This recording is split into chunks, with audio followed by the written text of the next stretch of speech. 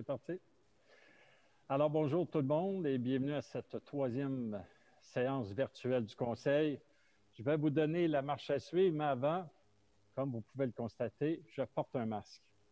Et c'est en lien avec la campagne de sensibilisation de la MRC de la Vallée du Richelieu. Et nous vous disons à vos masques, prêts, sortez. Protégeons-nous les uns les autres et protégeons notre économie locale en portant le couvre-visage dès qu'on sort de la maison. Et surtout, ne l'oubliez pas, comme ça m'est déjà arrivé. Et si vous pouvez, encourager un artisan de chez nous en l'achetant localement.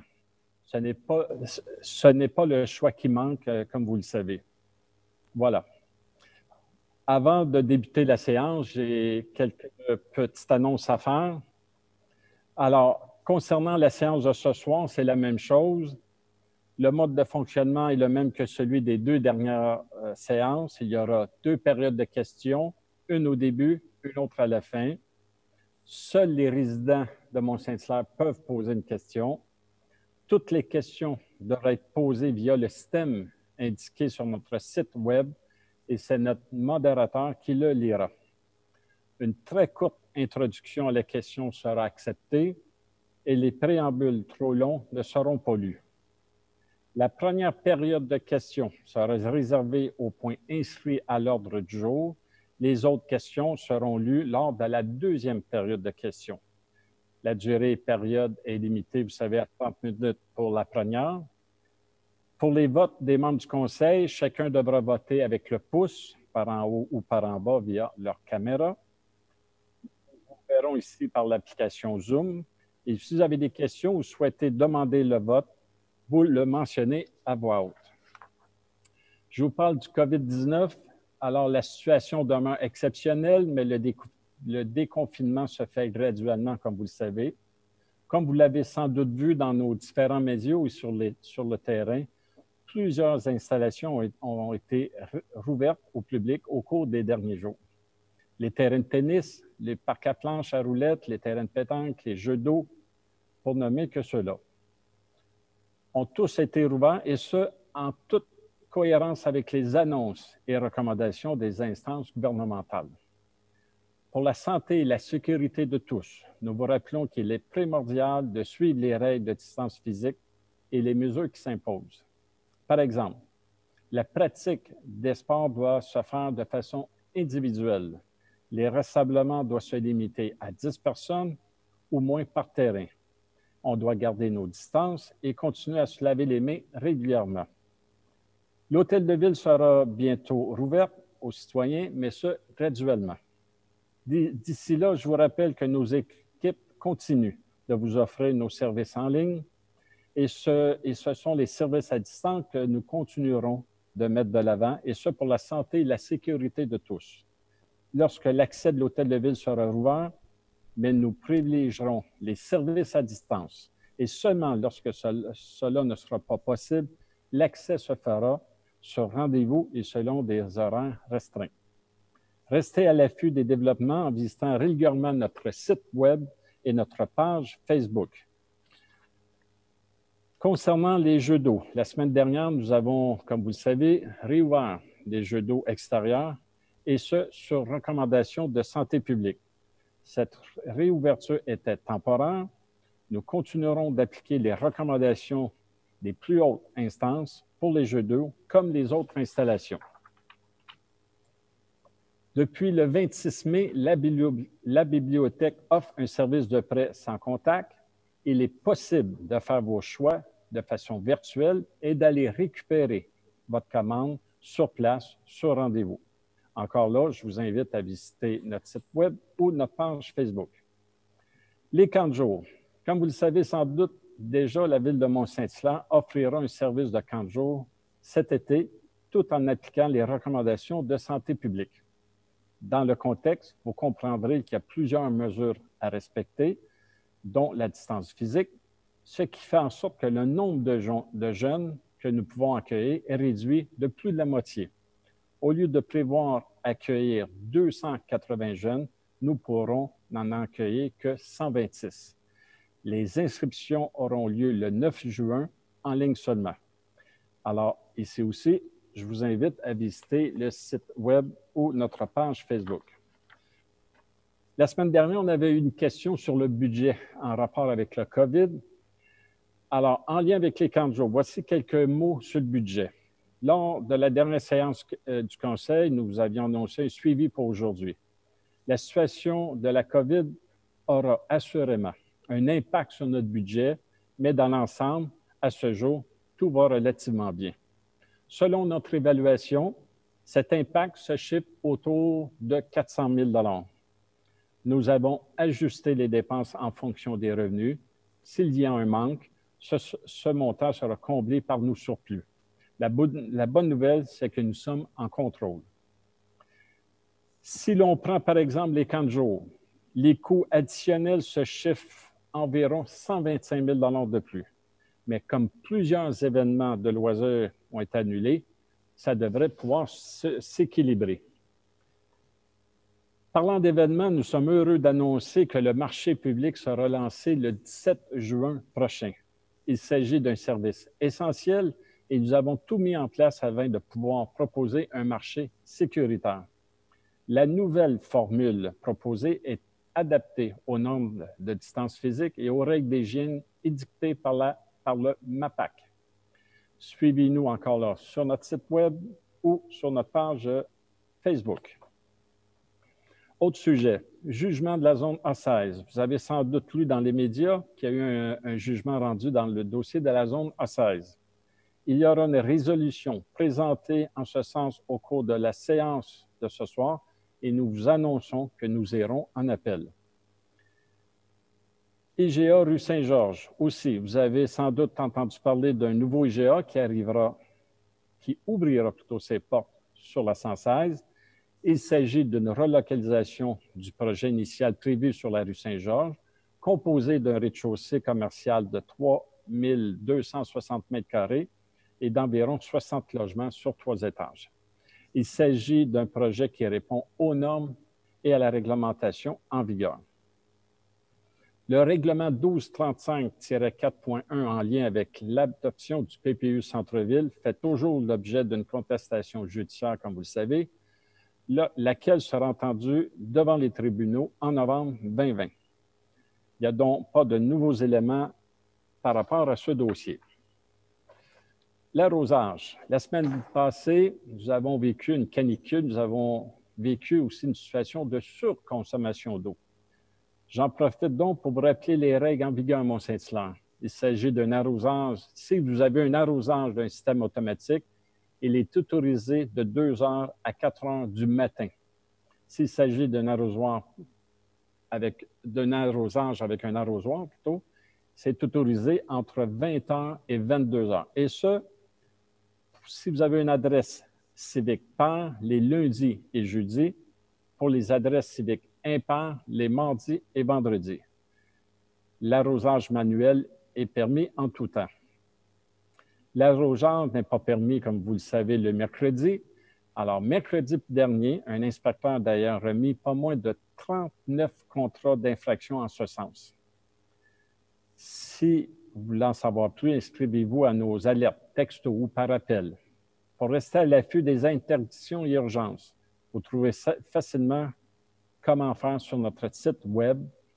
Et je vous le recommande fortement parce que vous allez recevoir un appel qui va vous dire qu'il y a une interdiction d'arrosage. La réserve Gold.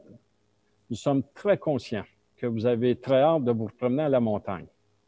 Nous sommes très conscients également qu'il y a une influence dans le secteur entourant la réserve, mais lorsque cette dernière est fermée. Je vous rappelle que la réserve n'est pas gérée par la ville. Nous tentons par tous les moyens d'obtenir des réponses, mais pour l'instant, c'est en vain. L'ouverture ou la poursuite de la fermeture est entre les mains de la réserve. En ce qui concerne la ville, il y aura une résolution ce soir à ce sujet au cours de la séance. Dernier point. Je termine mon mot de bienvenue en vous invitant à visiter régulièrement notre page Facebook et notre site web pour demeurer à l'affût de tout ce qui se passe à Mont-Saint-Hilaire. Pour ne rien manquer, je vous invite également à vous inscrire à notre infolette ainsi qu'à nos alertes. allez sur le site web de la ville, villemsh.ca. Voilà. Alors, sur ça, on débute la séance. Alors, j'aurais besoin d'un proposeur. Je propose. Approuver l'ordre du jour de la séance ordinaire du 1er juin. M. Turner propose.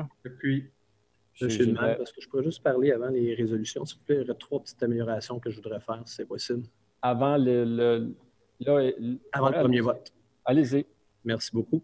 Alors, juste préciser un point important, que le vote doit se faire à voix haute. Donc, c'est vraiment important, même si vous êtes à la maison, que le vote soit audible et tangible, donc on puisse le voir avec un geste et l'entendre. Donc, c'est très important de voter à voix haute pour les votes.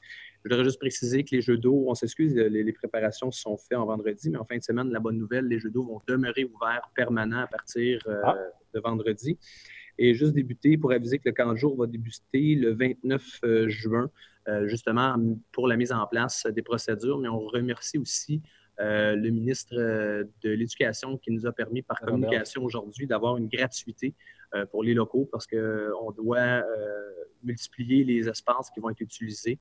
Et la bonne nouvelle pour nous, c'est qu'il y aura une gratuité des locaux scolaires. Donc, nous avons reçu la nouvelle aujourd'hui. Donc, nous sommes très contents. Nous remercions le ministre de l'Éducation. Ça va aider à au surplus qu'on pense que ça va coûter. Exact. Également, on arrive à la période de questions. Je vais demander à M. Saint-Onge, justement, de rappeler le rôle du modérateur. Est-ce qu'on pourrait juste avoir le vote pour l'ouverture? Je ne sais pas si tout le monde a voté. Oui, je propose. J'appuie. Ça a été proposé, M. Turner, appuyé par M. Gilbert.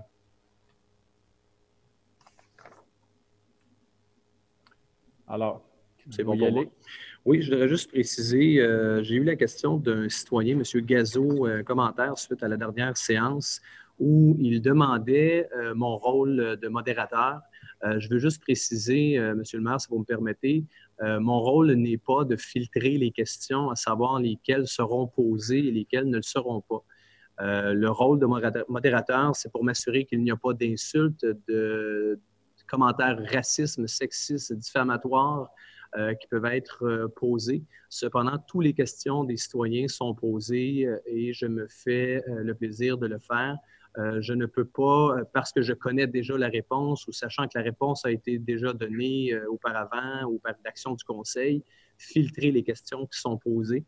Donc, simplement pour définir mon rôle de modérateur pour faciliter l'impact de tout ce que les gens peuvent nous envoyer. Parfait. Alors, première question. Alors, je vais y aller avec la première question. Je vais juste m'assurer que ce sont les premières questions donc, qui sont reliées à l'ordre du jour d'aujourd'hui. Ce ne sera pas bien long.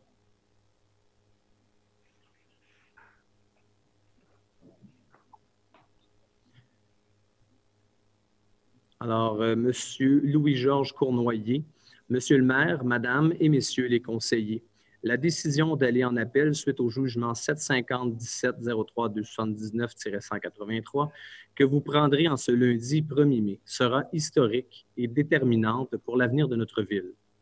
De dire que cette décision sera historique n'est pas un euphémisme cette fois-ci. Vous vous êtes tous engagés à protéger cette zone patrimoniale contre un développement résidentiel intensif par la création du Casa 16. Il n'est pas le temps de céder. Monsieur le maire, depuis plusieurs années, vous nous dites de vous faire confiance sur cette question et que nous ne serons pas déçus. Désolé. Vous avez même réitéré votre désir de vous battre lorsque je vous ai questionné en février. J'ai le goût de vous faire confiance, Monsieur le maire, ainsi qu'à nos conseillers pour ne pas abandonner après tant d'efforts, sachant qu'une fois ce piémont détruit, il n'y aura plus de possibilité de revenir en arrière. Monsieur le maire, pourquoi trouvez-vous que la zone A16 mérite d'être sauvée? Alors, oui, comme vous le savez, M. Cournoyer, tous les membres du conseil tentent de trouver des moyens pour la zone A16. Mais je suis surpris de vous entendre dire qu'on va en appel parce qu'on vient de l'annoncer il y a à peine quelques secondes. Pourquoi qu'il faut sauver la zone A16? Mais on a toujours dit que c'est un terrain qui est au piémont de la montagne. La montagne, c'est une réserve de la biosphère. Vous vous souviendrez qu'on avait un comité sur les montérégiennes avec la CMM et même la CMM reconnaît l'intérêt des montérégiennes dans le PEMAD. Alors, tous ces éléments nous permettent de laisser croire qu'il faut tout faire pour tenter de trouver des moyens. Et c'est pourquoi qu'on vous a annoncé ce soir qu'on allait en appel. M. Saint-Onge. Prochaine question de M. Alain Saint-Pierre. Bonsoir. Je ne vois pas à l'ordre du jour de mention du récent jugement pour la zone A16. Est-ce possible d'avoir un résumé des événements récents et des prochaines étapes dans ce dossier?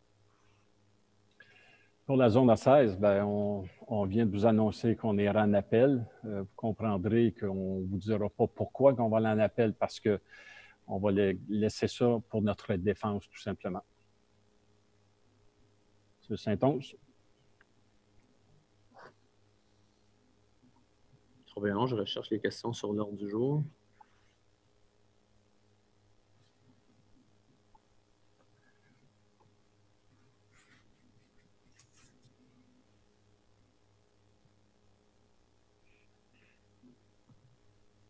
Je m'excuse. Alors, une réponse, ce n'est pas sur l'ordre du jour, mais c'est sur le commentaire que vous avez passé au tout début. Juste avant, juste pour dire aux membres du conseil, aux réponses que je donne, si vous voulez en rajouter, n'hésitez pas, faites-moi signe. Oui, allez-y, M. Saint-Onge. Alors, M.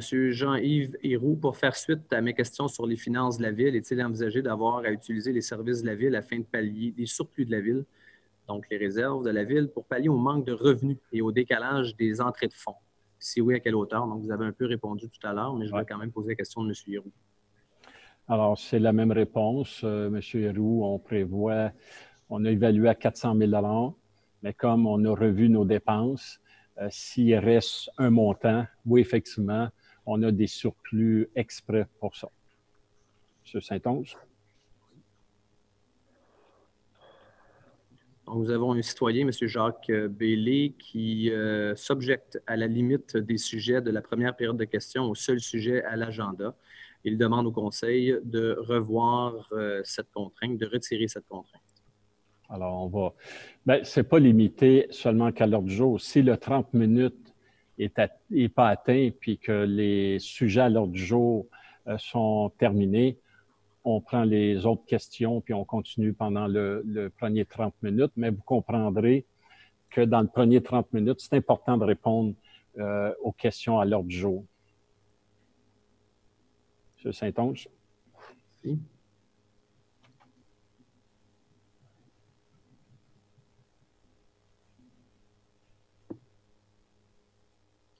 Désolé, il y a des questions qui sont plutôt longues.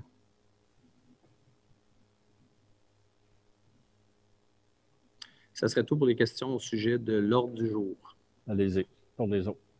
Parfait, je reviens donc à la première.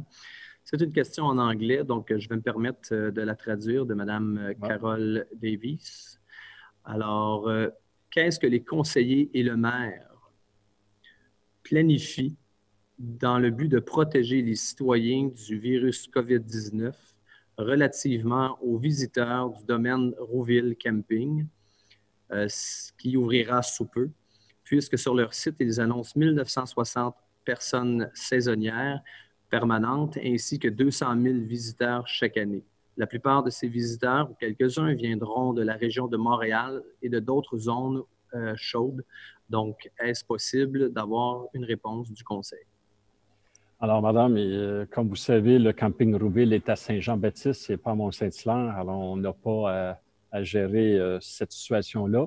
Chose certaine, ce qui est important par contre, puisque c'est ouvert depuis aujourd'hui, les campings, ce que le gouvernement demandait, puis ça, on va espérer que les gens vont suivre cette directive, c'est de faire l'épicerie à la maison, de chez eux, pour aller au camping.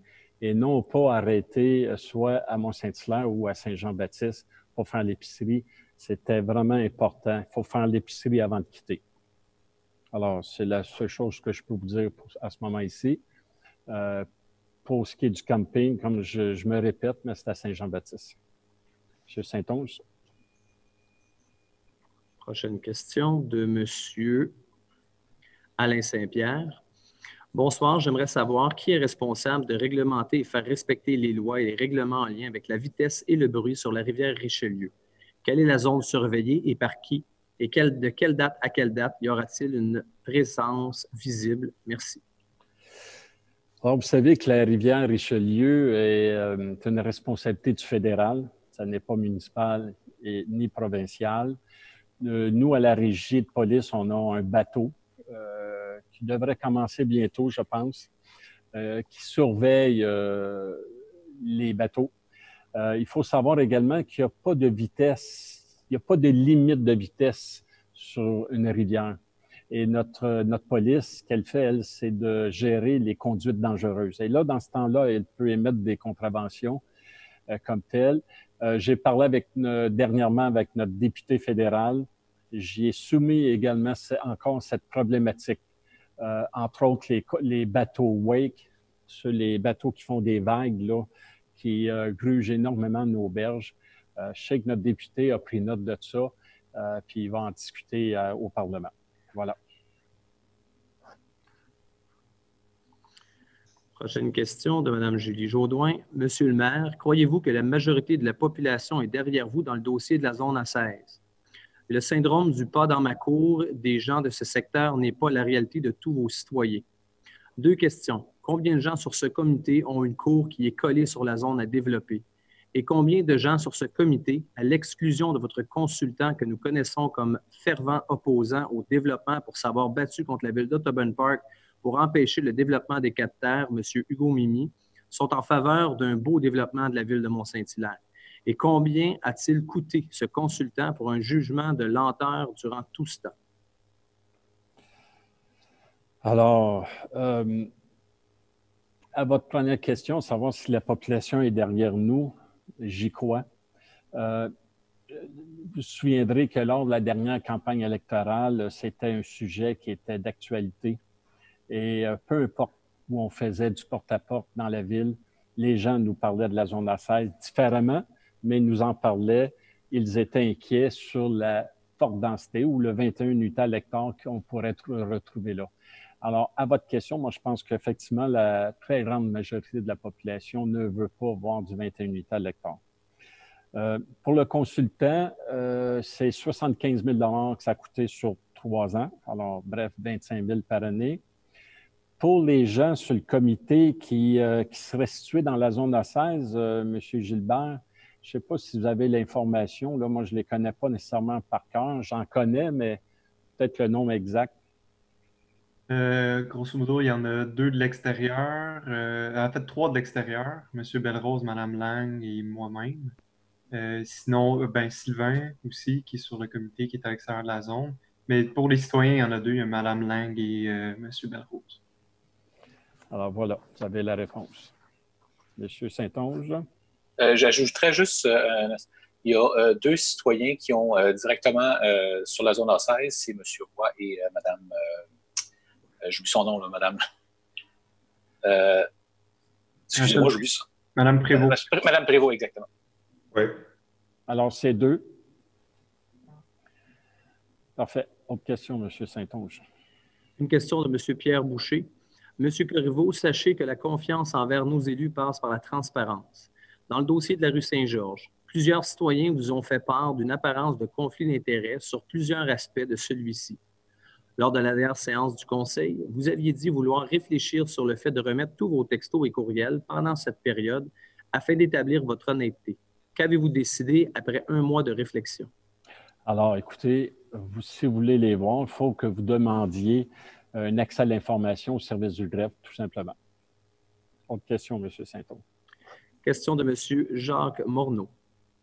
Suite à la dernière réunion du Conseil municipal du 4 mai, je voudrais savoir s'il est possible que la ville achète des plantes vivaces plutôt que des plantes annuelles dans le futur pour enjoliver notre milieu de vie. Dans le même ordre d'idée, est-ce que la ville peut remplacer le gazon dans les terre-pleins et plates-bandes de la ville par des couvre-sols vivaces afin de diminuer les coûts d'entretien dans le futur? À noter que la Ville de Montréal a un projet de remplacer le gazon dans les lieux publics par des végétaux plus résistants et moins coûteux à entretenir. Alors, M. Morneau, sachez que dans les fleurs, on l'a réduit cette année de mémoire de tout près du tiers. Concernant les plates-bandes, de mettre des vivaces, Peut-être M. Gilbert pourra en dire un mot parce que c'est un spécialiste, mais il semble qu'avec le sel, ça répond très mal. Et c'est pourquoi que nous avons du gazon. Je ne sais pas si vous êtes d'accord avec ça, M. Gilbert. C'est sûr que tu n'as pas du sel partout, là. Il y a certains endroits que tu as du sel, que tu peux mettre certains graminées qui vont résister à ton sel. Mais effectivement, c'est une très bonne idée. Ultimement, il ne faudrait plus qu'il y ait de gazon.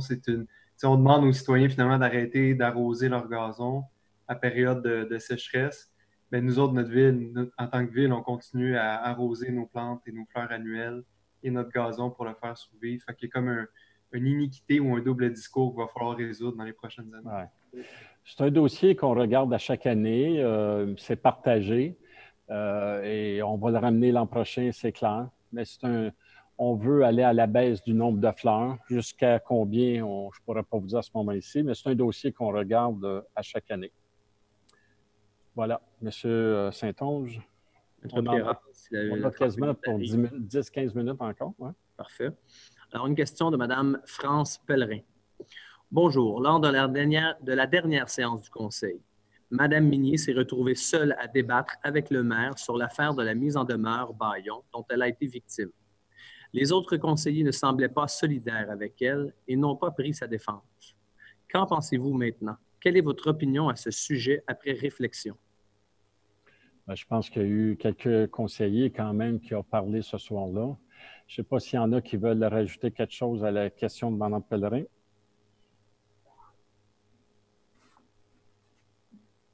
Oui, Sylvain, vous voulez aller? Je vais aller après Sylvain. OK. Oui, je pourrais ajouter qu'on est tous solidaires avec Mme Minier. Les faits, moi, je peux pas m'avancer sur des choses que je n'ai pas vues ou que je n'ai pas été témoin direct des faits. Donc, je me fie à ce que Mme Minier me rapporte, ce que j'entends, ce que je vois. Et je ne peux pas m'avancer sur des sujets que je ne vois pas ou que je n'ai pas été témoin direct. Autre commentaire? Moi aussi, c'est sûr que je suis solidaire envers Brigitte. C'est sûr que toute forme de violence, peu importe laquelle, ça devrait être... Je suis pas mal dans le soleil. Oui. Toute forme de violence, peu importe laquelle, là, ça devrait être rabroué au plus haut point. Mais moi, la seule chose que je peux conseiller, c'est d'aller en CSQ. Puis s'il y a eu violence ou s'il y a eu abus, ben, un tribunal neutre va pouvoir le départager. Donc ça serait une de mes recommandations pour les deux pour régler le conflit. Comme la commission a regardé puis qui n'ont pas retenu la plainte. Monsieur Gilbert, si je peux vous faire une suggestion, là, on voit très mal avec le soleil au visage. J'imagine que les citoyens, là, bon, ça c'est mieux. Autre commentaire, Mme Minier? Oui, je veux juste dire que la CMQ n'a pas retenu ma plainte pour le moment parce que le décret 1262 était basé que sur les valeurs et non pas de règles. Il n'y avait aucun règlement. D'où pourquoi j'ai fait la demande d'ouvrir le 1262 et rajouter des articles de règlement en plus des valeurs.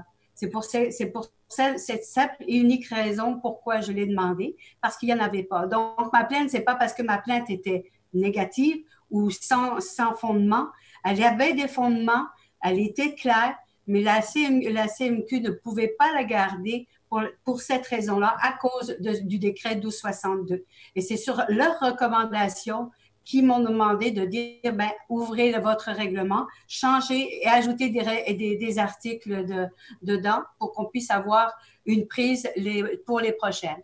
Pour les prochaines fois, s'il y en a, bien sûr. Si c'est pas pour moi ou c'est pour quelqu'un d'autre, ce sera pour le futur de toute façon.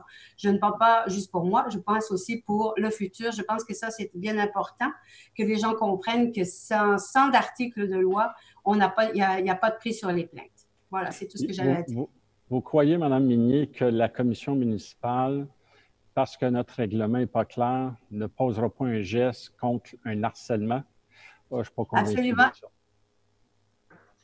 L'harcèlement. Je regrette, mais c'est exactement ce qu'on m'a dit. Puis j'ai parlé même avec le directeur en chef, justement, de la CMQ, qui me l'a bien dit, et c'était à cause de cela, tout simplement. Ouais.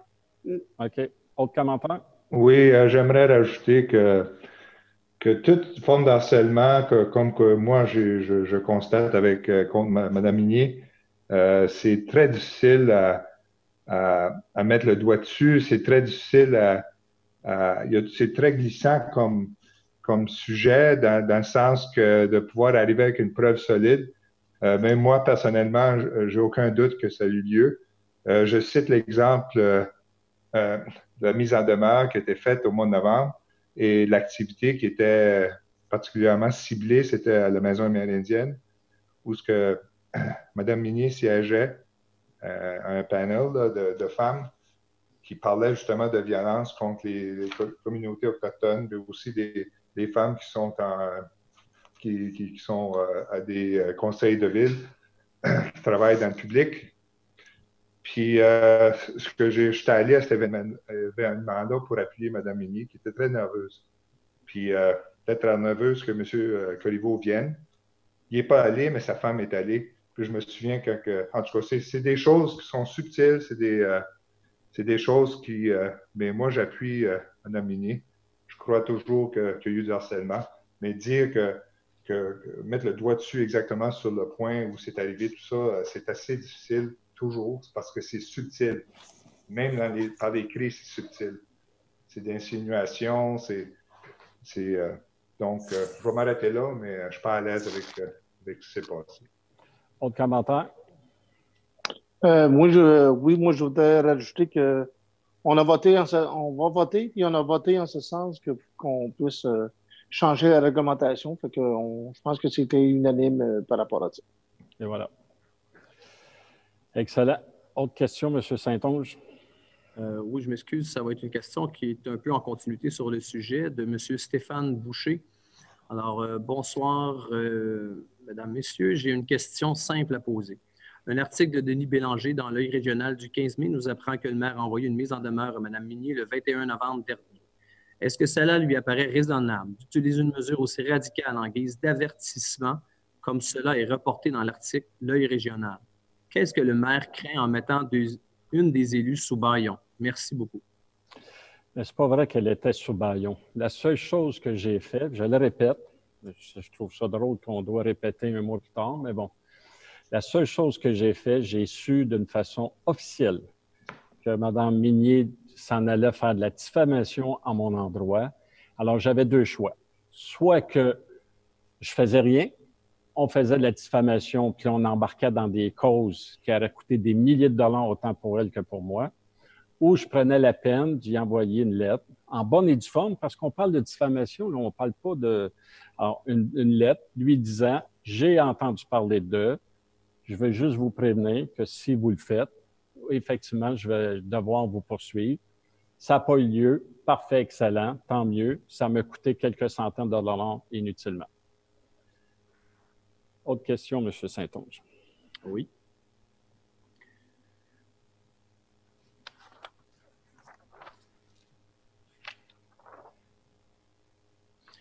Je vais aller sur le même sujet, question de Leclerc, si vous me permettez, M. le maire. Oui, tant qu'à le faire. Une question de Mme Julie Jaudoin. Monsieur le maire, comment pouvez-vous déclarer en tant que maire et homme de pouvoir dans l'Œil régional que la plainte de Mme Minier n'est pas de fait et que des femmes vivant de tels harcèlements perdent de l'importance? Comment pouvez-vous juger de ces sentiments? C'est tout simplement que moi, je considère que c'est un conflit entre deux personnes. Ce n'est pas de l'harcèlement et c'est donner peu d'importance à l'harcèlement lorsque on accuse l'harcèlement un conflit entre deux personnes. Alors, c'est un peu ça que je voulais dire. Changeons de sujet. Une question de M. Jacques Bellé. Bellé. Question relative à la protection et la mise en valeur des arbres de Mont-Saint-Hilaire. Le Conseil est bien sûr au fait de la réglementation municipale en matière de protection des arbres. Ces dispositions établissent clairement les conditions pour lesquelles un arbre peut être abattu sur le territoire de la Ville et exigent qu'un permis soit émis par la Ville avant tout abattage d'arbres. Depuis quelques années, nous observons une augmentation substantielle des abattages d'arbres, une situation certes en partie due à la grille du frêne, qui affecte de nombreux arbres du territoire. Mais il serait erroné de croire que les abattages concernent que les frênes. Nous observons dans la plupart des quartiers, en particulier dans le quartier de la Pommeraie et du Boisé ensoleillé, l'abattage d'arbres sains, chênes, sapins, érables, peupliers, qui ne rencontrent en apparence aucune condition stipulée justifiant ces abattages. Quelle est la mesure concrète que votre membre du conseil municipal entendait mettre en place afin de mieux contrôler l'abattage des arbres sur le territoire de la ville et ainsi préserver ce qui reste de ce couvert végétal? Bien, comme vous le dites, effectivement, les frênes, on a dû en abattre énormément, même pour la ville. Pour les autres terrains, généralement, c'est lors d'une construction, le service identifie les arbres d'intérêt et naturellement, on doit en abattre pour construire des maisons. Mais si vous voyez des actes de personnes qui coupent des arbres sans permis, vous devez les dénoncer, ça va de soi. Monsieur Saint-Onge, vous vouliez rajouter quelque chose? Oui, je vais peut-être juste ajouter pour tout le monde, lorsque les gens reçoivent un permis d'abattage, le permis doit être visible, affiché dans la fenêtre de la maison. Donc, si vous êtes sur la rue et que vous voyez un arbre en train de se faire abattre, le permis doit être affiché dans la vitre de la demeure. Maintenant, c'est important, appelez-nous pas quand la personne a coupé 10, 15 ou 20 arbres pour nous le dire, ou même un.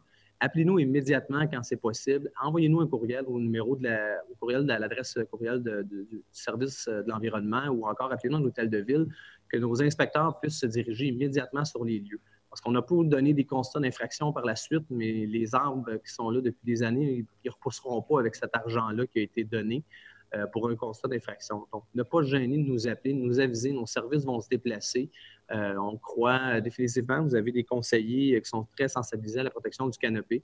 Alors, s'il vous plaît, avisez-nous rapidement. Une dernière question, M. Saint-Onge. Oui.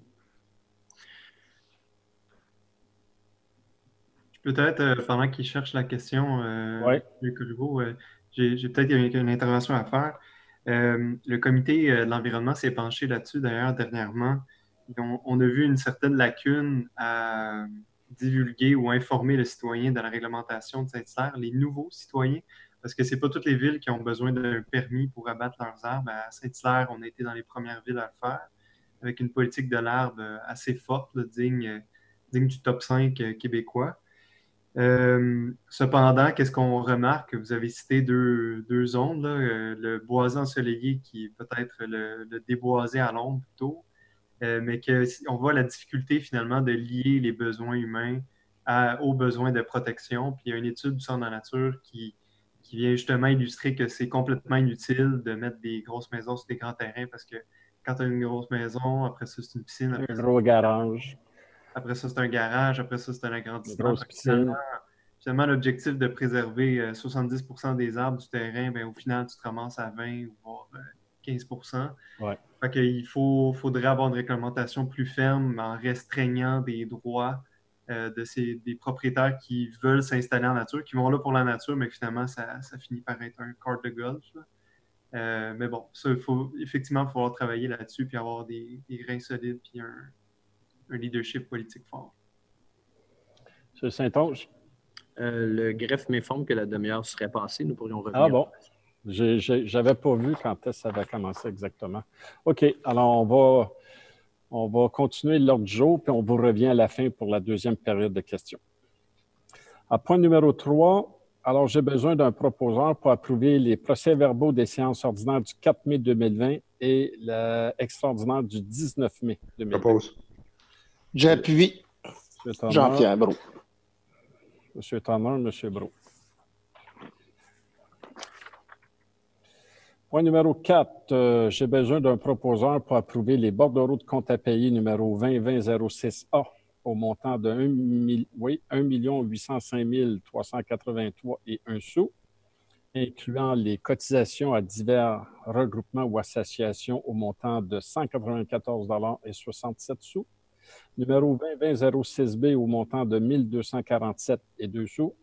Numéro 2020-06C au montant de 315 019 et 78.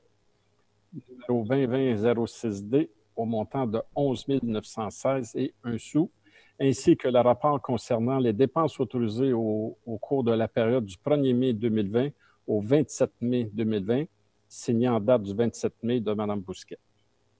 Je propose. M. Hull propose. Un appuyeur. J'appuie. M. Brault appuie. Tout le monde est d'accord? Oui.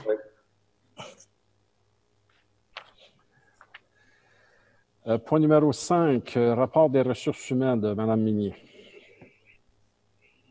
Alors, je propose que le rapport des ressources humaines numéro 20-2006, préparé par Mme Annie Dion, directrice des services des ressources humaines, en date du 28 mai 2020, pour la période du 29 avril 2020 au 28 mai 2020, soit et approuvé par ce Conseil. Un appuyant. J'appuie. M. Tanner appuie. Tout le monde est d'accord? Oui. Oui. Numéro 6, ça concerne l'embauche au poste de journalier opérateur numéro 3 au service des travaux publics. M. Brault. Je propose que ce Conseil embauche M. Manuel Guérin-Larocque au poste de journalier opérateur 3 au service des travaux publics classe 7 suivant la convention collective de travail des employés Col Bleu de la ville de Mont-Saint-Hilaire, et ce à compter du ou vers le 2 juin 2020. Que cette embauche soit faite selon les conditions indiquées au rapport de Mme Annie Dion, directrice du service des ressources humaines, en date du 26 mai. Qu'il y a des crédits disponibles tel qu'a fait foi la certificat de la trésorière en date du 28 mai. Un appuyant. J'appuie. M. Tanner appuie. Tout le monde est d'accord? Oui. Oui. Numéro 7, concernant la nomination d'un membre au sein du comité sur les santé et les saines habitudes de vie. M. Gilbert. Je propose que ce conseil nomme Mme Marie-Ève Daunet à titre de membre citoyen au comité des saines habitudes de vie pour 2 ans. J'appuie. M. Hall appuie. Tout le monde est d'accord? Oui. Oui. Peut-être un petit mot pour dire bienvenue à Mme Daunet et puis un autre petit mot pour dire merci à Louis-Félix Boucher qui a été notre représentant scolaire au niveau de notre comité saines habitudes de vie. Il a travaillé énormément, bien sûr, avec les écoles, mais surtout au parcours actif le long de la gare jusqu'à l'hôtel de ville. Tous les modules qui ont été réfléchis à cet endroit-là pour travailler différents muscles d'une manière kinesthésiste. C'est une nouvelle manière de faire dans les aménagements urbains. Donc, on le remercie énormément. Donc, merci Louis-Félix. Excellent. Voilà. Alors, point numéro 8, ça concerne la demande à la Régie intermunicipale de la sécurité incendie de la vallée du Richelieu. M. Brault. Je propose que ce Conseil demande à la Régie intermunicipale de sécurité incendie de la vallée du Richelieu d'analyser la possibilité de prendre en charge la gestion de l'équipe des brigadiers scolaires de la ville de Mont-Saint-Hilaire. Que selon ce Conseil, le fait de regrouper les équipes de brigadiers scolaires de l'ensemble des villes qui constituent la Régie intermunicipale incendie de la vallée du Richelieu favoriserait grandement le recrutement et la rétention d'employés, notamment pour les brigadiers scolaires remplaçants, qui auraient potentiellement l'occasion de travailler beaucoup plus d'heures qu'ils pourraient œuvrer sur l'ensemble du territoire de la Régie. Que la Ville de Mont-Saint-Hilaire invite les villes membres de la Régie à déposer une demande commune à la Régie intermunicipale de sécurité incendie de la vallée du Richelieu, afin que la gestion des brigadiers scolaires soit assumée par la dite Régie, et ce à compter de septembre 2020. Alors, en appuyant. J'appuie. M. Hall appuie. Tout le monde est d'accord? Oui. Oui. Alors, en réalité, mesdames, messieurs, il faut savoir que le service de brigadier est présentement assuré par le service des travaux publics de la ville de Mont-Saint-Hilaire. Et anciennement, avant que la Régie soit formée, c'était la sécurité publique, les incendies, la police qui s'en occupait à ce moment-là. On pense que ce n'est pas nécessairement dans le champ de compétences du service des travaux publics de s'occuper des brigadiers. Et on a une difficulté avec les remplacements parce qu'on est une petite équipe. Alors, bref, tout ça pour dire que si la Régie prendrait en charge les brigadiers, bien, ça permettrait d'avoir une plus grosse banque de remplacement. Et ils détiennent peut-être une expertise plus que les travaux publics pour faire. Et en réalité, ce qui ça leur coûte, ils vont le recharger aux villes. Alors, pour le budget, c'est la même chose. C'est plus pour l'administration qu'on trouve important. Alors, point 8 est fait. Point numéro 9, renouvellement de l'adhésion de la ville à la Fédération québécoise des municipalités. M. Hull. Alors, je propose que ce Conseil autorise le paiement du renouvellement de l'adhésion de la ville de Mont-Saint-Hilaire à la Fédération québécoise des municipalités pour l'année 2020 au montant de 11 460 et 25 sous, incluant les taxes. Un appuyant. J'appuie. M. Tanner appuie. Tout le monde est d'accord? Oui. Point numéro 10, demande d'aide financière à la Fondation L'Intermède. Mme Minier. Il est proposé que ce conseil autorise la Ville de Mont-Saint-Hilaire à verser une aide financière au montant de 500 $ à la Fondation à l'Intermède dans le cadre de la campagne de financement 2020. Une pause pour une bonne cause, ayant pour but de soutenir le bon fonctionnement de la maison de répit L'Intermède, dont l'objectif est de venir en aide à une 60aine de familles vivant avec une personne ayant une déficience intellectuelle ou un trouble du spectre de l'autisme. Que ces dépenses soient payables au même poste budgétaire 02 110 009 75 et qu'il y ait des crédits disponibles, tels qu'en fait foi le certificat numéro 2020-14 émis par Mme Sylvie Lapane, directrice du service des finances et trésorière en date du 27 mai 2020. Un appuyant. J'appuie. M. Tanner appuie. Tout le monde est d'accord? Oui. Oui. Alors, point numéro 11, programme de la taxe sur l'essence, M. Tanner. Oui, ça, c'est une résolution qui doit être faite. On est à la fin des travaux, puis il y a eu des variations de chiffres, là, donc ça doit être fait. Considérant que la Ville de Mont-Saint-Hilaire a pris connaissance du guide relatif aux modalités de versement de la contribution gouvernementale dans le cadre du programme de la taxe sur l'essence et de la contribution du Québec, TECQ, pour les années 2014 à 2018. Il a proposé que la Ville s'engage à respecter les modalités du guide qui s'appliquent à elle, que la Ville de Mont-Saint-Hilaire s'engage à être seule responsable et à dégager le Canada et le Québec, de même que leurs ministres, hauts fonctionnaires, employés, mandataires, de toute responsabilité quant aux réclamations, exigences, pertes, dommages et coûts de toutes sortes ayant comme fondement une blessure infligée à une personne, le décès de celle-ci, des dommages causés à des biens ou la perte de biens attribuables, un acte délibéré ou négligent découlant directement ou indirectement des investissements réalisés au moyen de l'aide financière obtenue dans le cadre du programme de taxe sur l'essence de la contribution du Québec 2014-2018. Que la Ville de Mont-Saint-Hilaire approuve le contenu et autorise l'envoi au ministère des Affaires municipales de l'Habitation de la programmation de travaux jointe à la présente et de tout autre document exigé par le ministère en vue de recevoir la contribution gouvernementale qui lui a été affirmée dans une lettre du ministère des Affaires municipales et de l'Habitation. Que la Ville de Mont-Saint-Hilaire s'engage à réaliser le seuil minimal d'immobilisation d'infrastructures municipales fixé à 28 $ par habitant par année, soit un total de 140 $ par habitant pour l'ensemble des 5 années du programme. Que la Ville de Mont-Saint-Hilaire atteste par la présente résolution que la programmation des travaux joints en annexant pour en faire partie intégrante comporte des coûts réalisés véridiques. Que cette résolution est en conformité avec le rapport de M. Jean Lancio, directeur du service de l'ingénierie, en date du 28 mai 2020. Un appuyant. J'appuie. M. Gilbert appuie. Tout le monde est d'accord? Oui. Oui. Numéro 12, délégation pour une demande de subvention au programme d'aide financière, M. Tanner. Bon, ça, c'est relié à l'accélération des investissements sur le réseau routier local. Je propose que la Ville de Mont-Saint-Hilaire confirme son engagement à faire réaliser les travaux selon les modalités établies et reconnaît qu'en cas de non-respect de celle-ci, l'aide financière sera résiliée. Que cette résolution est approuvée en conformité avec le rapport de M. Jean Lancio, directeur du service de l'ingénierie, en date du 28 mai 2020. Alors, en appuyant. J'appuie. Oh, il y en a eu deux en même temps. Peu importe, c'est pas grave. Alors, M. Hull appuie. Tout le monde est d'accord? Oui. Oui. Alors, ça, c'est une aide importante. Suite au COVID, le gouvernement va investir 100 millions de dollars dans la prochaine année.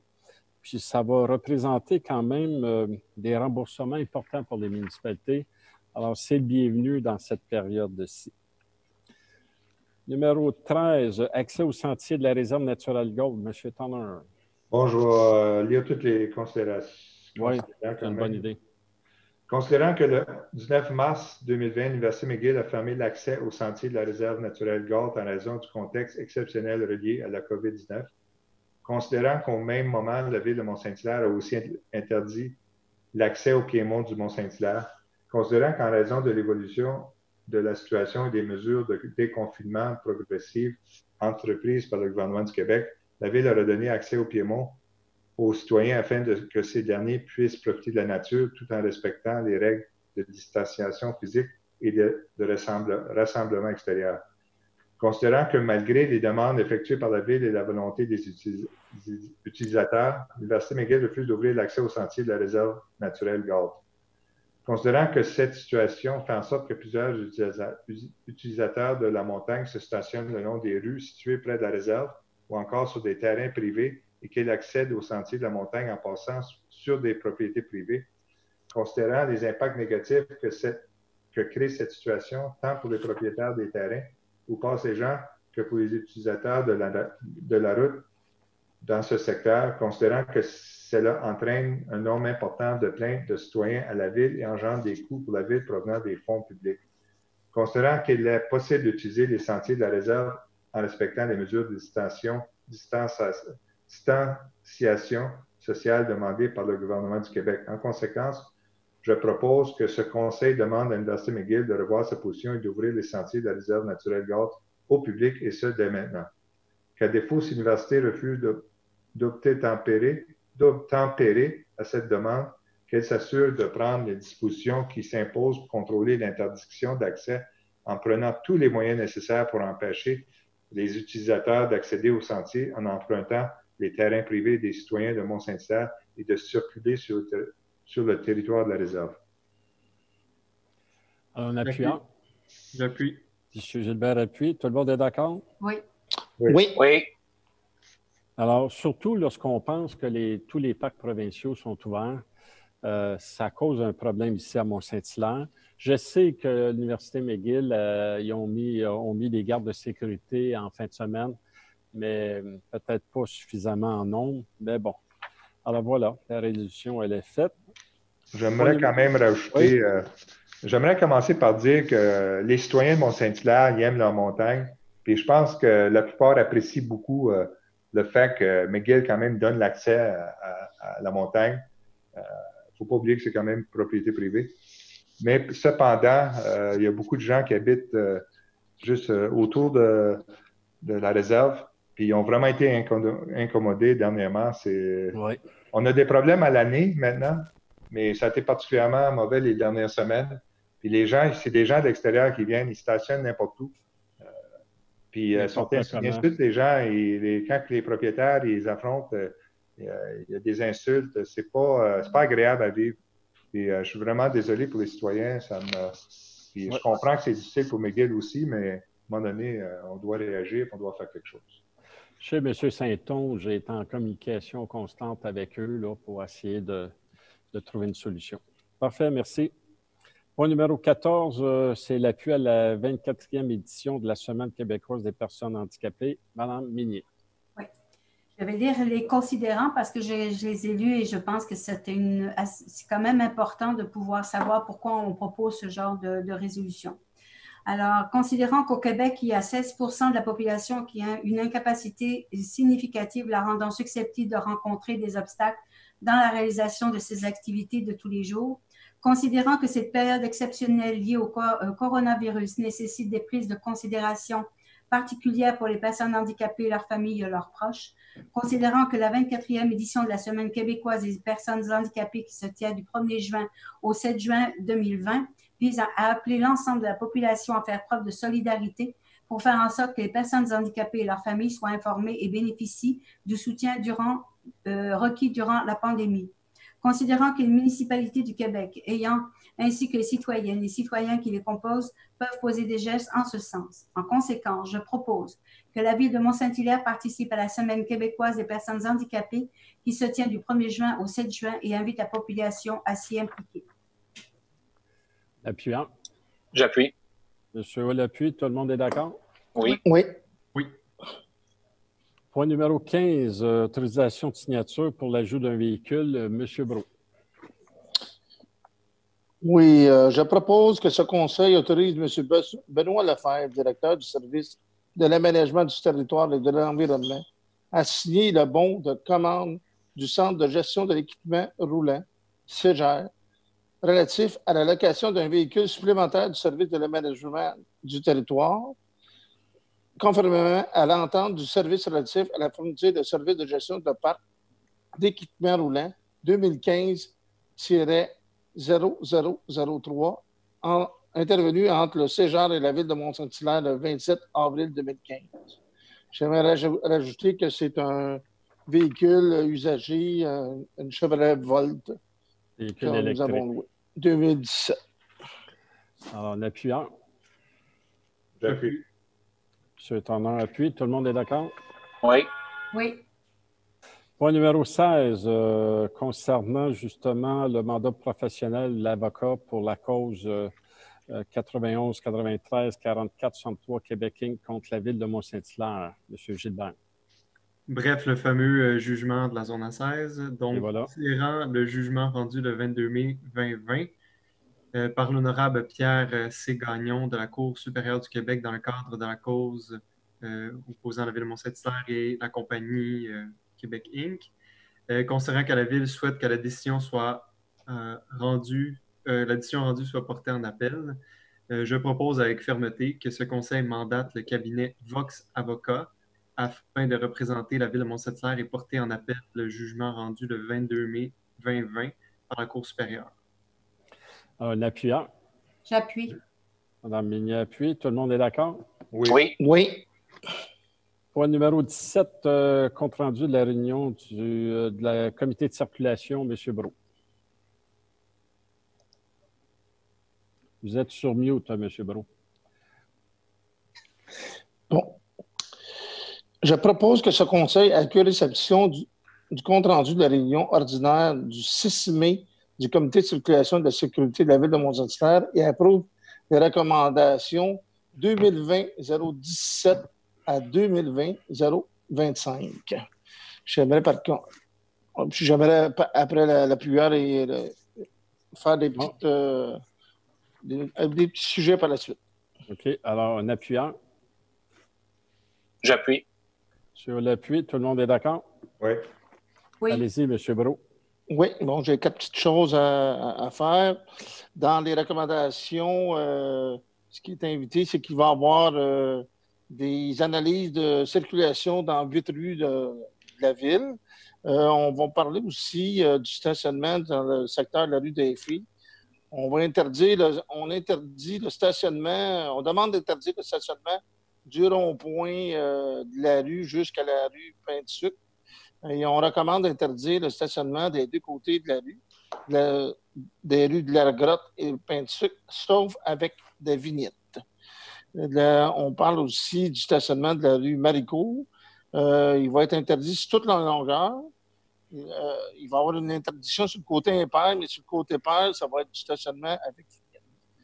Et on recommande aussi une campagne de sensibilisation piétons, vélo, auto pour septembre 2020. C'est tout. Excellent, merci. Point numéro 18, procès verbal de la réunion de CCU, M. Hull. Alors, je propose que ce conseil accuse réception du procès verbal de la réunion ordinaire du 26 mai 2020 du comité consultatif d'urbanisme de la ville de Mont-Saint-Hilaire et approuve les recommandations suivantes. La CCU 2005-26-22 pour un éclairage des clôtures et des terrains résidentiels dans le Piémont. Également, la recommandation 23, lien sur la mobilité active sécuritaire sur la rue Saint-Georges. Alors, un appuyant. J'appuie. M. Turner appuie. Tout le monde est d'accord? Oui. Oui. Juste quelques commentaires sur les recommandations effectuées par le CCU. Pour la recommandation numéro 22, c'est suite à des constats là, à partir du sentier du Piémont, où on a vu des clôtures et des lampadaires. Également, la recommandation 23, c'est de rendre des déplacements plus sécuritaires sur la rue Saint-Georges suite à un constat d'un membre du CCU. Merci bien. Point 19, concernant les PIA, M. Hull. Oui. Alors, je propose que ce conseil approuve les plans d'implantation et d'intégration architecturale et les recommandations suivantes. CCU 2005-2603 à CCU 2005-2620. J'appuie. Monsieur Gilbert appuie. Tout le monde est d'accord? Oui. Oui. J'aimerais juste ajouter quelques commentaires. Ce CCU, c'est 10 demandes qui couvrent des rénovations et agrandissements. 8 demandes couvrent des constructions de nouvelles résidences. Deux demandes sont, que j'aimerais porter à l'attention. La CCU 2005-2607, c'est pour remplacer la clôture de métal en fer forgé sur le chemin de la montagne par une rangée de rosiers sauvages. Également celle du CCU 2005-2619 pour la construction d'un nouveau pavillon de l'Université McGill. C'est suite à une demande originale qui avait été faite en 2019, mais que l'université revient sur un projet avec, pour modifier avec plus de concepts écologiques dans ce projet. Excellent, merci. Numéro 20, M. Hull, pour le refus dans les PIA. Alors, je propose que ce conseil approuve la recommandation et refuse les plans d'implantation pour le 120 rue Sainte-Anne, 130, 140 rue Sainte-Anne, un aménagement de terrain. J'ajouterai les commentaires par la suite. J'appuie. Alors, M. Gilbert appuie. Tout le monde est d'accord? Oui. Oui. Après vous, M. Hull, M. Saint-Onge, je veux prendre la parole également. Allez-y. Alors, cette recommandation fait suite à la demande de la Commission scolaire des Patriotes pour l'achat d'un terrain adjacent à l'école au fil de l'eau. Cette demande, c'est une demande en lien avec l'agrandissement du stationnement, également l'aménagement d'un mini-terrain de soccer avec une surface synthétique. Cette demande-là ne correspond pas au PIA en vigueur dans le secteur. Puis la demande est également en lien avec la démolition d'une résidence de la rue Sainte-Anne, classée moyenne par la firme Patriarche. Également que le projet doit être conforme au PIA avant de pouvoir obtenir l'opinion du comité de préservation du patrimoine bâti de Mont-Saint-Hilaire. Monsieur Saint-Onge, vous voulez rajouter quelque chose? Oui, vous m'excuserez, c'est un peu clérical, mais je vais simplifier la vie de notre greffière. Alors, juste faire un lien entre les deux résolutions. Pour la résolution précédente, c'était bien les résolutions 2005, 603 jusqu'à 620, excluant la 611 qui est rébutée par la question de l'ordre du jour du point présent là, que M. Hull vient tout juste d'expliquer. Donc, c'était juste pour préciser qu'elle était bien retirée, non pas appuyée et retirée par la suite dans la résolution suivante. Donc, je m'excuse pour la clarification, mais plus simple pour maître Pierrard. Parfait. Alors, point numéro 20, c'est réglé. Point numéro 21, lotissement de session de fin de parc, M. Bonner. Oui, ça, c'est au sujet du terrain où est-ce que le château, sur la rue du Château, qui va être subdivisé entre le terrain en trois, scindé en trois. Je propose que, considérant qu'une demande de lotissement a été déposée visant un projet de subdivision du lot 1 185 798 au cadastre du Québec, 800 rue du Château, dans le but de créer 3 lots distincts pour des fins résidentielles. Je propose que ce conseil approuve le plan cadastral parcellaire préparé par M. Roch-Mathieu, arpenteur géomètre daté du 7 novembre 2019, portant le numéro de minute 16109 dans le cadre du projet de subdivision du lot 1185798 au cadastre du Québec, 800 rue du Château, en 3 lots distincts, soit le lot 6347155, identifiant le terrain de la résidence existante, ainsi que les lots 6347156 et 6347157 ou dit cadastre, ayant pour but de créer 2 lots permettant la construction de nouvelles résidences. Que la présente demande est approuvée en conformité avec la recommandation de M. Benoît Larivière, directeur du service de l'aménagement du territoire et de l'environnement, contenu dans son rapport en date du 14 mai 2020, que le propriétaire verse à la Ville de Mont-Saint-Hilaire une somme de 37 800 $ représentant 10 % de la valeur marchande des nouveaux lots créés, soit les lots 6347156 et 6347157 au cadastre du Québec à titre de cession pour fin de pacte, tel que requis en vertu du règlement de lotissement numéro 1232 de la Ville de Mont-Saint-Hilaire et selon le plan mentionné ci-dessus. Un appui. J'appuie. M. Brault appuie. Tout le monde est d'accord? Oui. Oui. Point numéro 22 plutôt, c'est un avis de présentation, M. Gilbert. Donc, je donne un avis de présentation à l'effet qu'à une prochaine séance, je présenterai ou ferai présenter un règlement amendant le règlement numéro 828 sur la tarification des services municipaux pour l'année 2020 en modifiant certains éléments dans la section services du loisir et de la culture. J'en parle un peu plus la prochaine. Alors, l'avis de présentation est donné. C'est l'adoption du projet de règlement qu'on vient de lire, M. Gilbert. Exact. Donc, le point 23, je propose que le projet de règlement numéro 828-46, intitulé Règlement amendant le règlement 828 sur la tarification des services municipaux pour 2020, en modifiant la section services des loisirs de la culture, soit adopté par ce Conseil. J'appuie. Monsieur Hull appuie. Tout le monde est d'accord? Oui. Oui. Petit résumé, qu'est-ce qui a principalement changé dans les tarifs, c'est que c'est passé de 79 à 112 Comment on est arrivé à cette fin-là?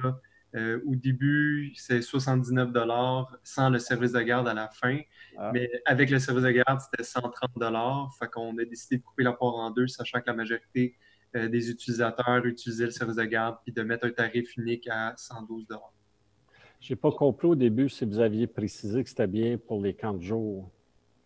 Oui, le service de garde pour les camps de jour, c'est ça, je veux dire, c'est pas le service de garde scolaire, c'est vraiment pour les camps de jour. Et voilà. Voilà. Merci. OK, merci.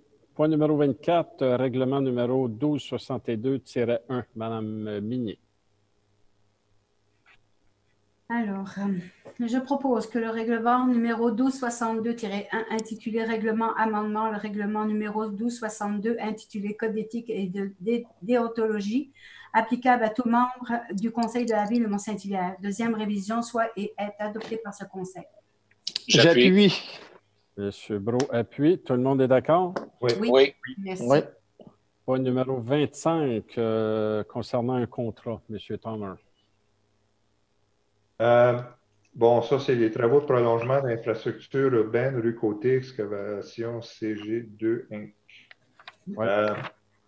Je propose que ce Conseil approuve conditionnellement aux approbations requises par la loi la soumission de excavation CG2 incorporée au montant de 1 189 000 $, incluant les taxes concernant les travaux de prolongement d'infrastructures d'aqueduc et d'égouts de la rue Côté dans le cadre du contrat ING 18 P07 A03, étant la plus basse soumission reçue relativement au dit contrat. Que le montant relié aux items 1 à 10 de la soumission au montant de 1 117 347,25 $, incluant les taxes, soit à la charge du requérant, le groupe BBC, promoteur du projet domiciliaire. Que le montant relié aux items 11 à 17 de la soumission montant de 71 652,42 $, soit les taxes, incluant les taxes, soient payables par la Ville afin de permettre de boucler le réseau d'aqueduc dans le secteur visé par les travaux. Que cette soumission est octroyée conditionnellement à la signature d'une entente relative à des travaux municipaux à intervenir entre le requérant et la Ville, et ce, en vertu du règlement numéro 1211 de la Ville de Mont-Saint-Hilaire, intitulé Règlement sur les ententes relatives à des travaux municipaux sur les territoires de la Ville de Mont-Saint-Hilaire et remplaçant le règlement numéro 1081, ainsi qu'au dépôt par le requérant des sommes suivantes. Un chèque visé au montant de 1 229 082,35 $, incluant les taxes pour couvrir l'ensemble des travaux et les imprévus. Un chèque visé au montant de 20 504,30 $, incluant les taxes pour couvrir les frais de surveillance des travaux. Un chèque visé au montant de 17 655,58 $, incluant les taxes pour couvrir les frais de laboratoire pour le contrôle qualitatif des matériaux. Que le requérant peut également déposer les sommes requises à un seul paiement représentant l'ensemble des sommes exigibles. Que la présente soumission est approuvée en conformité avec la recommandation de M. Jean Lancio, directeur du service de l'ingénierie contenue dans son rapport en date du 25 mai 2020. Alors, un appuyant. J'appuie. Mme Minier appuie. Tout le monde est d'accord? Oui. Oui. Oui. Alors, on a terminé l'ordre du jour. On est arrivé à la deuxième période de questions. Alors, on va demander à M. Saint-Onge d'y aller comme ça. Alors, bonsoir tout le monde. Nous allons débuter la deuxième période de questions. Donc, une question de Clément Maric. Madame, Messieurs les conseillers, Monsieur le maire, bonsoir. Pourriez-vous nous faire la mise à jour du dossier des maisons lézardées? Merci.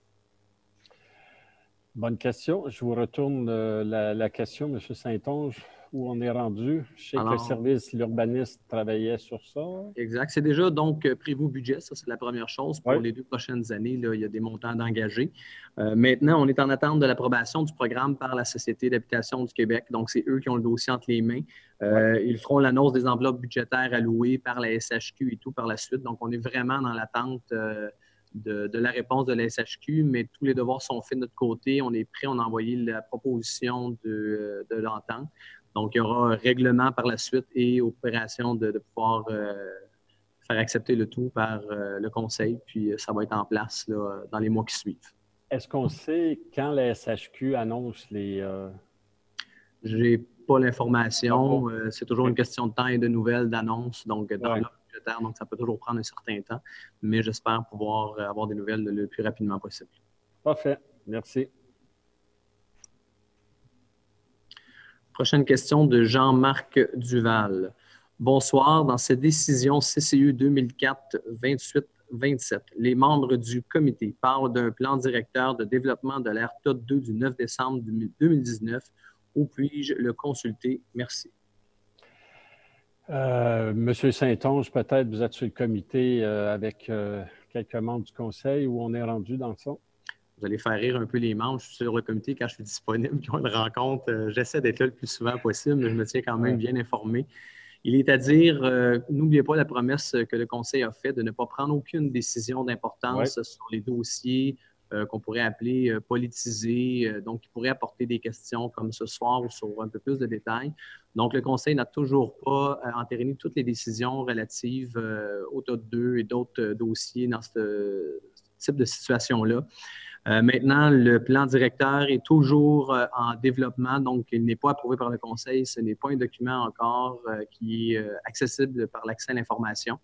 Mais bien sûr, une fois qu'il sera présenté au conseil, je peux vous garantir qu'il sera présenté à la population en espérant pouvoir bientôt faire des réunions en public où vous pourrez être invité en gardant les distances physiques, mais en espérant pouvoir vous présenter ça sous peu. Merci. Autre question? Ce ne sera pas bien long. Question de M. James Clément. Bonjour à vous tous. Il y a quelques années, une mini-consultation s'est tenue au Parc Lamartine. Peut-on savoir s'il y a des projets dans les cartables? Si oui, quand? Deuxième question, Parc École de la Pommeraye. Juste à côté de la grande patinoire, il y a une partie qui est normalement gazonnée, mais celle-ci vraiment de la difficulté versus qu'elle est utilisée en hiver pour faire une petite patinoire. Le gazon est mort.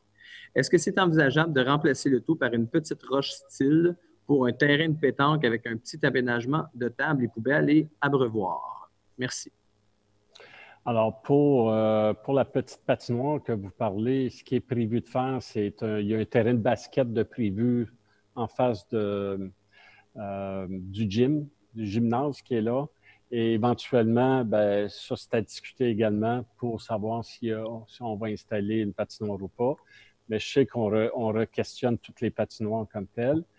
Pour ce qui est de Parc Lamartine, c'est au PTI, M. Saint-Onge, de mémoire. C'est au PTI. Le concept est en développement en 2020. Donc, la consultation publique qui avait été faite avec les cartons et tout ça a été remis ensemble. M. Toner suit le dossier de très près puisqu'il est le conseiller du secteur aussi. Donc, il y aura définitivement un plan directeur sur un plan concept qui va être apporté sous peu, en même temps que le parc de la nouvelle école. Je veux juste revenir sur le point d'avant. On parlait de la patinoire à côté de l'école de la Pommeraye. Oui, donc, pas de la nouvelle école, mais vraiment l'école de la Pommeraye. Donc, l'école de la Pommeraye. C'est pas une nouvelle école. Okay. Non, exact. Ouais, il y a d'autres écoles. D'autres écoles. OK, l'école de la Pommeraye. Et la réponse? La réponse pour ce qui est du terrain, je vais le soumettre, ça n'a pas été étudié, mais terrain de pétanque, peut-être que non. Je vais vérifier. Peut-être c'est le temps d'essayer de faire une plantation de trèfle blanc, mais on verra comment aménager le tout dans les prochains mois. Parfait.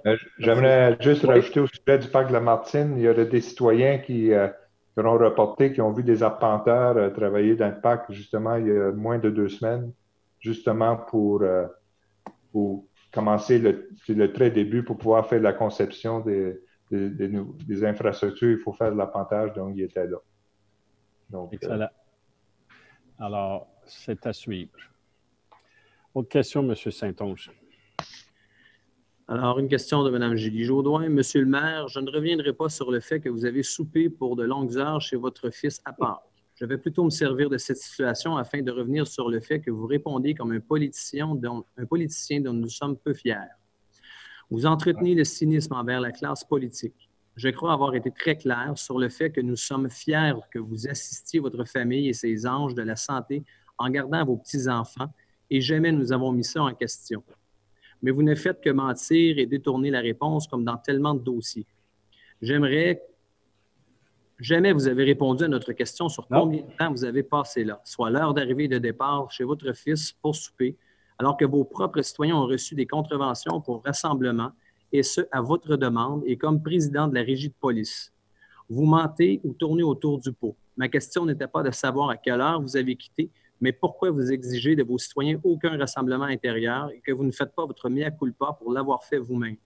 Et ne me parlez pas de la garde de vos enfants et de votre heure de départ. Nous parlons ici d'un politicien à la langue de bois qui parle des deux côtés de la bouche. Avouez et excusez-vous. Vous avez enfreint la loi, un point c'est tout. Il n'y a pas de mort d'homme. Ne soyez pas orgueilleux et excusez-vous. OK. Alors, comme madame ne veut pas que je répète la même chose, on va passer à l'autre question, M. Saint-Onge. Question de M. Louis-Georges Cournoyer. Prendre cette version plutôt... Non, je m'excuse, c'était la question de M. Cournoyer qui voulait préciser à sa question d'aller en appel. Il voulait juste préciser qu'il prévoyait que vous étiez pour aller en appel, donc il n'avait pas l'information. OK. Il n'était pas dans l'affirmatif. Merci de l'information. Monsieur Yves Saint-Gelais. Bonsoir et merci de transmettre cette question. L'Œil régional indiquait dans son article que la prochaine étape du dossier sera pour les propriétaires de présenter une demande de dommages et intérêts pour la zone A16. Pourriez-vous nous éclairer sur les coûts engendrés jusqu'ici pour le procès de la Ville en frais d'avocat? Ensuite, que pourraient représenter les valeurs de dommages et intérêts? Merci. Alors, pour les dommages et intérêts, c'est extrêmement difficile de répondre à ça. Pour les coûts à ce jour, M. Saint-Onge, avez-vous l'information? Est-ce qu'on peut donner une idée comment ça a coûté en avocat? Malheureusement, moi, je n'ai pas l'information à date, mais je peux m'engager avec l'information. Oui. Soit vous nous écrivez, M. Saint-Gelais, puis M. Saint-Onge va vous répondre. Sinon, on peut vous répondre le mois prochain. La question revient à quelques reprises dans les prochaines questions, donc peut-être prendre l'engagement que je puisse répondre, donner l'information pour la prochaine séance.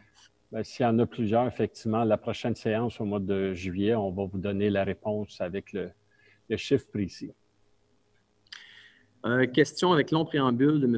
Peter Bradley. Je vais lire le début de la question, mais il y a des énoncés qui relèvent du jugement dans le dossier. Donc, je vais peut-être référer les gens à la lecture en intégrale s'il y a de l'intérêt, mais je vais quand même lire la question en quelques sections de M. Bradley. Bonsoir le conseil. Bonsoir au conseil. J'ai pris le temps de lire la décision de 41 pages du juge Gagnon de la Cour supérieure qui a clairement lapidé la ville de Mont-Saint-Hilaire dans sa gestion du dossier de la zone A16. Le juge a été très clair dans la section, et là on énumère plusieurs faits, plusieurs sections, 237, 139. Je m'excuse, mais je vais vraiment aller vers la fin du jugement. Et finalement, le juge conclut que le conseil municipal, depuis janvier 2017, a remis le sort de la zone A16 entre les mains d'un comité municipal noyauté par des citoyens opposés au développement et filtrant les informations divulguées aux contribuables. Suite à ce varlopage judiciaire que la Ville vient de subir, est-ce que le conseil municipal, 1, va négocier sérieusement et de bonne volonté avec les propriétaires du terrain de la zone A16? 2, demander aux membres du conseil qui font partie du comité Casa 16 de démissionner car ils ont été clairement pointés du doigt par le juge Gagnon. Et 3, informer les citoyens des montants des frais juridiques versés par à la firme d'avocats Bélanger Sauvé. Alors, écoutez, vous comprendrez qu'on ne fera aucun commentaire sur ce procès-là, puisqu'on est en appel. Pour ce qui est des frais, bien, comme on l'a dit tantôt, le mois prochain, on va vous arriver avec le montant exact que ça coûtait à ce jour pour prendre la défense de ce dossier-là. Question de Martin Fournier. Suite au dernier conseil, nous avons été estomaqués de l'attitude du maire face à Mme Minier. J'ai contacté les conseillers pour leur faire part de ce grand malaise et leur demander pourquoi ce n'était pas manifesté à la défense de Mme Minier. Je souhaite émettre mon soutien face à Mme Minier et demande au maire des excuses pour son attitude dégradante envers cette dame. Alors, les conseillers sont exprimés tantôt. Ça répond à la question de monsieur comme tel. Autre question. Monsieur André Prudhomme, bonsoir. S'il vous plaît, nous informer toujours dans les coûts des avocats de la zone A16. Donc, je prévois qu'on a répondu à cette question et que la réponse viendra lors de la prochaine séance. Question de monsieur Olivier Goyette. Bonjour, j'aimerais savoir si les événements liés à la COVID-19 auront un impact sur les travaux liés à la piscine intérieure. Est-ce que vos plans ont été modifiés? Pas du tout. On travaille encore sur le dossier. On attend la subvention qui devrait arriver à l'automne. Et voilà. Alors, aussitôt que la confirmation va se faire, on va aller de l'avant, ça va de soi. Autre question, M. Saint-Onge? Oui, ça ne sera pas bien long. Je vais juste répondre à une dernière question. Une question de M. Alain Saint-Pierre. Bonsoir, dans le dossier A16, quels sont les noms de l'avocat et du cabinet qui vont représenter la ville pré-jugement? Et si différent, quels sont les noms de l'avocat du cabinet qui feront appel? Alors, je vais vous laisser répondre à cette question, M. Saint-Onge. Oui, alors nous étions représentés, la ville, par le cabinet Bélanger-Sauvé et le prochain cabinet qui a obtenu le mandat ce soir pour l'appel est Vox Avocat. Et voilà.